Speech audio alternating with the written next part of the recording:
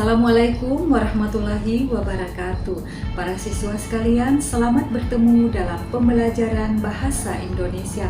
Semoga semua dalam keadaan baik dan sehat walafiat. Pada pertemuan ini, Ibu akan membahas materi, pengertian, dan ciri-ciri teks laporan percobaan. Para siswa sekalian, ada beberapa tujuan pembelajaran yang harus dicapai pada kompetensi dasar teks laporan percobaan. Namun, dalam pembelajaran ini, tujuan yang akan dicapai yaitu 1. Mengenal tujuan dan fungsi teks laporan percobaan, 2. Membangun pemahaman menyusun laporan percobaan, 3. Mengidentifikasi ciri-ciri laporan percobaan.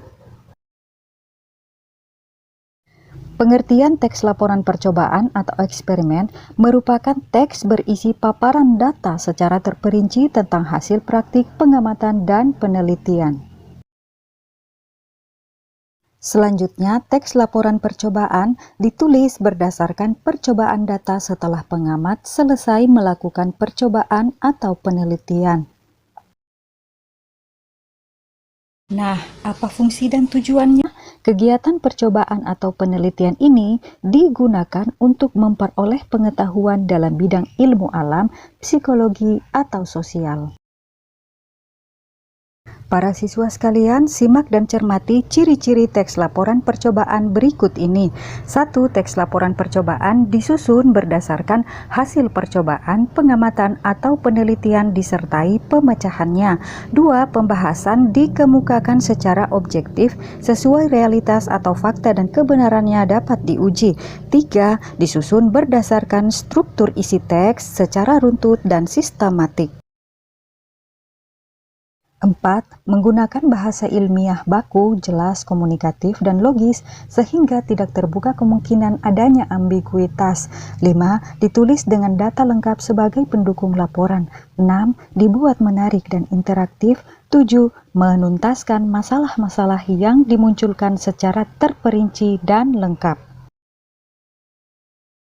Penting untuk dipahami bahwa informasi dalam teks laporan percobaan memuat 5W dan 1H. Bagaimana uraiannya? Simak informasi berikut. 1.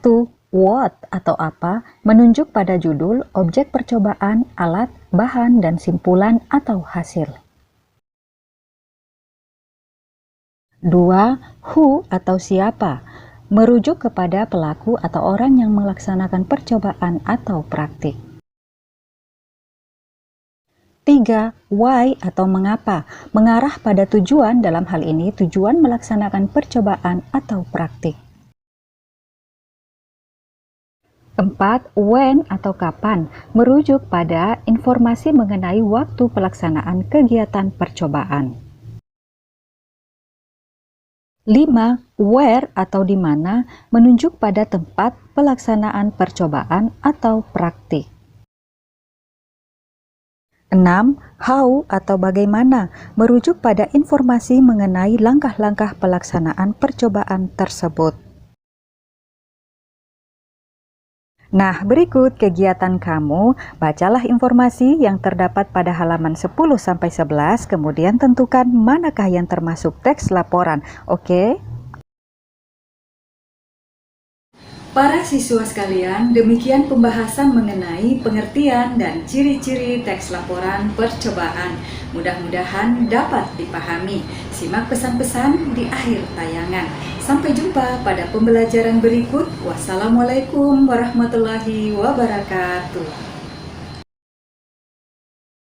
Pelajaran bahasa Indonesia pada intinya adalah belajar menggunakan bahasa Indonesia secara tepat, baik dan benar sesuai tujuan berkomunikasi melalui bahasa.